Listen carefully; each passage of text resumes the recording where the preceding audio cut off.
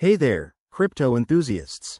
Welcome back to our channel, where we break down the latest in blockchain and wallet management. Today, we're tackling a hot topic: how to withdraw Tether USDT from your Trezor wallet to your Tangem wallet in 2025. Whether you're diversifying your holdings or just exploring new wallet options, this step-by-step guide will make the process smooth and secure.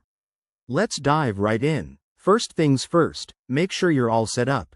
You'll need a Trezor hardware wallet with some USDT in it, a Tangem wallet ready to receive funds, and a stable internet connection.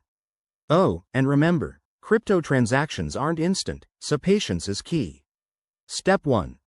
Open the Trezor Suite app on your computer or mobile device. If you haven't already, connect your Trezor device via USB and enter your PIN for security. Once you're in, navigate to the Wallet section and select your Tether balance. Step 2. Hit the Send button. You'll be prompted to enter the recipient's address. This is where your Tangem wallet comes in.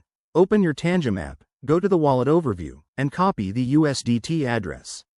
Paste it carefully into the Trezor Suite to avoid any errors. Step 3. Specify the amount of USDT you want to withdraw. Double-check this, as you can't undo transactions. Also, review the network fees. 2025 might have updated fee structures, so aim for a balance between speed and cost. Step 4. Confirm the transaction on your Trezor device. You'll see a screen asking for final approval. Press the buttons to verify, and boom, your withdrawal is on its way via the blockchain. Once it's done, head over to your Tangem wallet to confirm the funds have arrived. It might take a few minutes to an hour, depending on network congestion. Pro tip: always use hardware wallets for better security in 2025's evolving crypto landscape. And there you have it. Your Tether is now safely in your Tangem wallet.